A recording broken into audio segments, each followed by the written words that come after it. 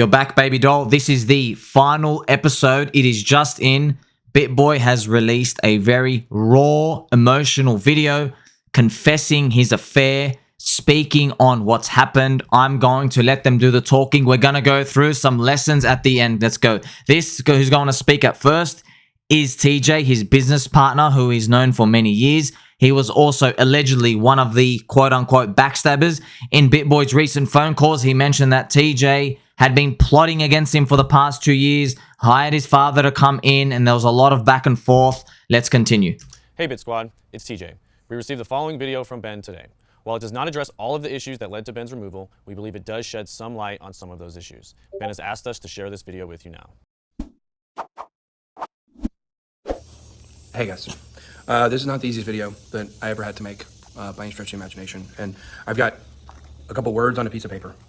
This is all from the heart. I got some topics that I want to cover. That's not serious. That was not, I guess that's a comic relief we all needed at this moment. You have to laugh until you cry. So, first I'm sorry. Sorry to the Bit Squad. I know I let people down. I know that. I've let my family down. I've let the Bit Squad down. I've let everybody down. I failed. I was so strong for so long. I've been at rock bottom before. I know what it feels like. I'm there again. So, the word relapse is an interesting word because I think the way I interpret it and the way other people may have interpreted it are not the same. I haven't done cocaine, haven't done meth, haven't done drugs like that. Didn't relapse. But I've been taking diet pills and I've been taking some steroids, some stuff that I thought was helping me. It helped me get my body in shape. You guys know I was very out of shape. I was doing everything I can to try to do the best. And, you know, the thing is that I guess I was acting crazier than I thought I was. And these things were affecting me more than I thought they were. And everybody around it could see me, and I just couldn't see it. And obviously, a lot of people know at this point, and if you don't, you're gonna know now, I had an affair. I did. And I know that I have a family brand. That's my brand, family. And this is my family. And I had an affair, and it went on for a while. And, you know, the other person is not a bad person. I want to say that. I take full responsibility for all of this. And, you know, what says family more than stay together when you go through something like this? And we're going to stay together. Yeah, well, I love him so much. And all couples go through hard times. And I believe in redemption and I believe in hope.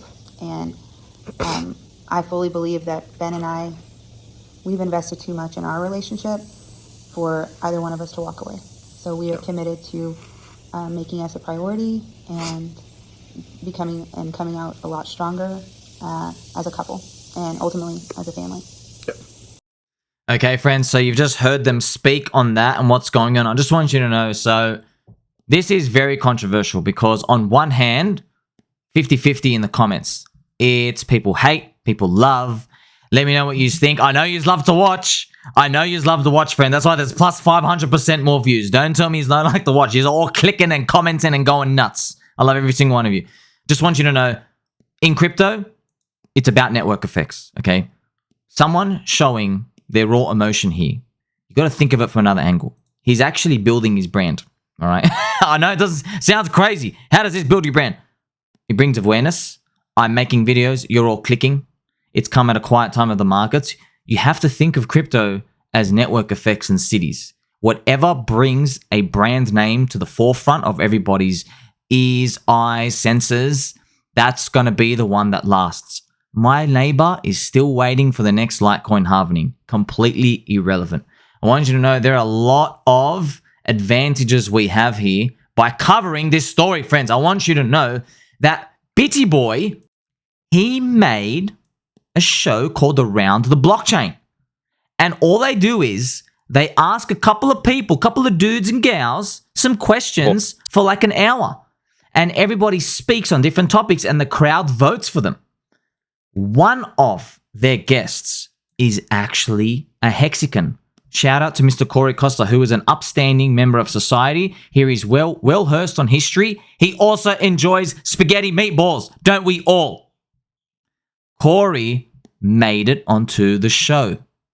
Corey is fantastic, isn't he? He made it onto the show. He is recognized by people who watch the BitBoy channel. BitBoy has 1.4 million followers. It's one of the biggest brand names in crypto.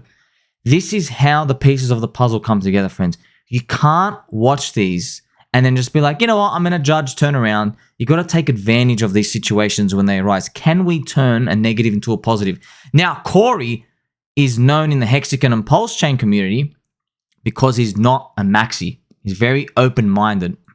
And if you'd like to know as well, Corey interviewed someone we recognize, Charlie Hoskinson, who's actually out there chasing UFOs. Charlie Hoskinson is the founder of Cardano.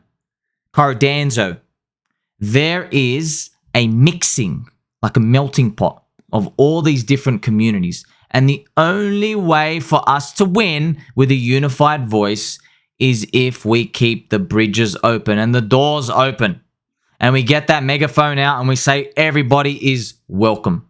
But you see, we got to go a bit deeper than that, friends, because with this also comes another element out there. Unfortunately, BitBoy, I saw him grow his channel from 10,000 up to 1.4 million. If you are new to the game, I'd like you to know that you can't find any edge in people with large followings. Now, as you see, we went through these raw emotions and you got to witness what was going on here. There are overheads. There are bills to pay. There are electricities. There are employees that need to put food on the table. That's why they can't risk their reputation going around hunting these little poop coins and taking this reputational risk. But I can. That's why you have actually a friend like me who's an absolute maverick who stops at nothing. 18 hours a day. Do you think I care about this? I don't care. We're here to win. I've got no overheads. This chair very squeaky. This room very dusty. Wrestling crocodiles part-time. Sometimes do it for free. Okay, so this is how you find edges out there. A lot of people ask me, how do you go and find this? How do you go and find this? Well, now you know. Now I'm showing you the formula. And now we're going to go back to BitBoy. And he's going to speak about the business bit, how it's like he said, she said. And I just want to give you some quick backstory. BitBoy, in a recent phone call just 48 hours ago, pretty much said that they had been plotting against him, he said, for 2 years. They've been removing his name out of places here and there. So when it comes to this, friends, you're going to go listen to this, but I'm going to have to tell you the lesson first before you listen to this, because you guys don't learn a lesson. The freaking lesson is, number one, okay, large influence accounts mean less competitive edge. Do you got that? Yes, you do. Okay, next one, pumpkin. Number two, please talk to a family accountant immediately. Set yourself up. You make a trust, you make a company. I don't know what country you're in. Go figure it out. Go do it how the rich people do. You know exactly how they'll tell you what to do, okay? Don't do it under your personal name. You have to have holdings out there. It will separate stuff for you. Number three, you can't trust anybody else with money and assets. This is serious stuff. In crypto, man, how do you think people make up this mess, friends? Because they're not thinking about this in the bear market. They start thinking about it in the bull market and they think, you know what you're talking about. All right? And of course, the final one I want you to know, before we continue this, the final part. Cycles are the most powerful thing on earth in markets. BitBoy had no leverage. BitBoy did not go and blow 20 million buying altcoins and NFTs to zero. Yet, the cycle still wanted to take him out. He's going to continue. And like I said, this is me looking at it from my perspective. From their perspective, things were different. And they didn't want to talk to me about this. People haven't wanted to talk to me about it. They've known for a while. And they just... It felt like when I got confronted about it that I was ambushed. That's how it felt. It felt to me I was ambushed. My company, I built it in a way that I'm not in total control of it. I'm not. There are things I can do legally. There are things I can do to fight. But at the end of the day, if I want to save BitBoy Crypto, channel you guys love, or you love to hate, or the other, if I'm going to save it, then I've got to give in. And I have to fold. And I have to go and work with these people. And I want to save it. We have a lot of brands. Just so we have many more, but we have Vumio, BitBoy Academy, Crucial Crypto, Hit Network. We have Frankie Candles. Frank's great. I love Frank. I still love Frank. And there's a lot. There's a lot here. There's a lot to save. And the fact is, nobody probably in history has made more millionaires than this channel made in the last bull run. We're going to do it again. And so you have to decide whether you're for us or against us. I said some things about Justin and TJ and Allison and Nick DeMondi. and other people that I was giving you from my perspective.